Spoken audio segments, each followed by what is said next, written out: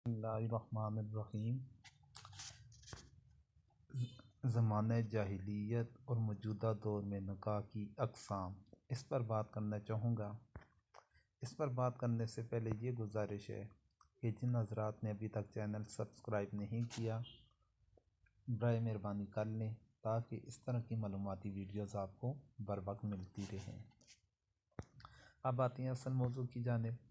شادی جو خاندانی زندگی کے قیام اور تسلسل کا ادارہ ہے، اہل عرب کے ہاں اصول و ضوابط سے آزاد تھا، جس میں عورت کی عزت و عصمت، عفت و تکریم کا کوئی تصور کا فرمان نہ تھا۔ اہل عرب میں نکاح کے درجہ ذیل طریقے رائج تھے۔ جو ان کے ہاں طریقے رائج تھے ان میں سے پہلا طریقہ تو یہ تھا زواج البعولہ۔ یہ نکاح عرب میں بہت عام تھا۔ اس میں یہ تھا کہ مرد ایک یا بہت سی عورتوں کا مالک ہوتا۔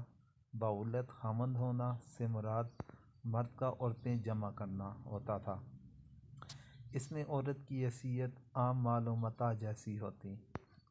پھر دوسری قسم زواج البدل، بدلے کی شادی۔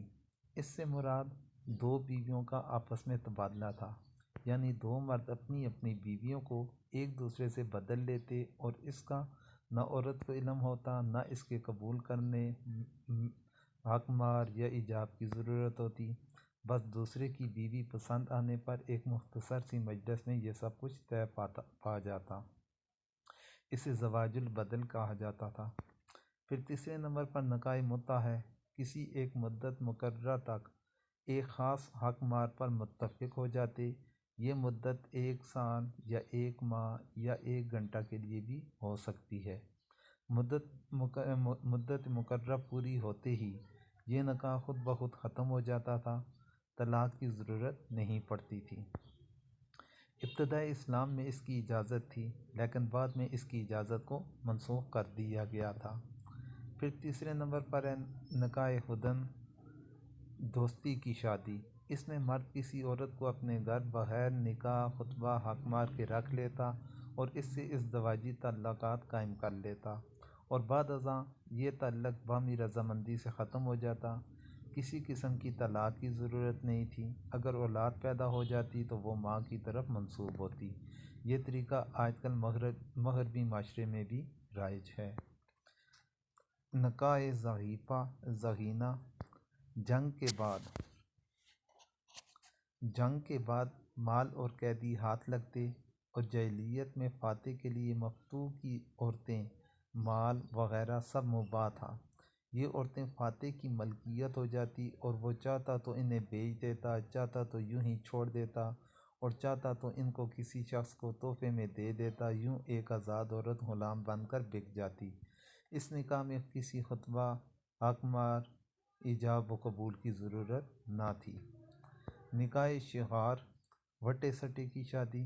یہ وہ نکاح تھا کہ ایک شخص اپنی زیر سرپرستی رہنے والی لڑکی کا نکاح کسی شخص سے اس شرط پر کر دیتا کہ وہ اپنی کسی بیٹی، بہن وغیرہ کا نکاح اس سے کرائے گا۔ اس میں حق مہر بھی مقرر کرنا ضروری نہ تھا، اسلام نے اس کی بھی ممانعت فرما دی۔ پھر نکاح استبضاع، یہ نکاح فائدہ اٹھانے کے لیے عورت مہیا کرنے کا نکاح۔ مراد یہ کہ ایک شخص اپنی بیوی کو کسی دوسرے خوبصورت مرد کے ساتھ ازدواجی زندگی گزارنے کے لیے بیچ دیتا اور خود اس سے الگ رہتا تاکہ اس کی نسل خوبصورت پیدا ہو، اور جب اس کو حمل ظاہر ہو جاتا تو وہ عورت پھر اپنے شوہر کے پاس آ جایا کرتی تھی، تو اس نکاح کو استبضاع کہا جاتا ہے۔ نکاح راحت، اجتماعی نکاح۔ اس کا مطلب یہ ہے کہ تقریباً 10 آدمی ایک ہی عورت کے لیے جمع ہوتے اور ہر ایک اس سے مباشرت کرتا، اور جب اس کے ہاں اولاد ہوتی تو وہ ان سب کو بلواتی اور بغیر کسی پس و پیش کے آ جاتے۔ پھر وہ جسے چاہتی، پسند کرتی یا اچھا سمجھتی اسے کہتی کہ یہ بچہ تیرا ہے، اور اس شخص کو اس سے انکار کرنے کی اجازت نہ ہوتی تھی۔ نکاح بغایہ، فحشہ عورتوں سے تعلق۔ یہ بھی نکاح راحت سے ملتا جلتا ہے، مگر اس میں 2 فرق تھے۔ ایک تو یہ کہ اس میں 10 سے زیادہ افراد بھی ہو سکتے تھے، جبکہ نکاح راحت میں 10 سے زیادہ نہ ہوتے تھے۔ دوسرے یہ کہ ان مردوں سے بچہ منسوب کرنا عورت کا نہیں بلکہ مرد کا کام ہوتا تھا۔ جدید دور میں جو نکاح رائج ہیں ان کی 3 قسمیں ہیں۔ عمومی نکاح مسلمانوں کے تمام فرقوں میں رائج ہے کہ جس طرح لڑکا اور لڑکی کا نکاح کر دیا جاتا ہے، حق مہر مقرر کر دیا جاتا ہے، کوئی اس کے اندر ٹائم پیریڈ مقرر نہیں کیا جاتا، تو یہ جو اس صورت کے اندر جو نکاح مسلمانوں کے ہاں رائج ہے تو یہ عمومی نکاح آ گیا۔ پھر نکاح متع اہل تشیع اسے حلال سمجھتے ہیں، اس کا رواج زیادہ نہیں ملتا مگر ایران اور عراق کے کچھ علاقوں کے علاوہ یورپ میں اس کا کچھ رواج موجود ہے۔ نکاح مسیار نکاح کی ایک قسم جس میں مرد اور عورت ایک معاہدے کے تحت اپنے کچھ حقوق سے دستبردار ہو جاتے ہیں۔ مصر، مراکش، تیونس کے علاوہ یورپ میں اس کا رواج موجود ہے۔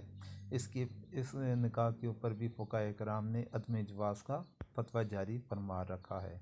یہ موجودہ دور کے اور عرب کے معاشرے کے اندر جو نکاح کی صورتیں تھیں وہ آپ حضرات کے گوشہ گزار کی ہیں۔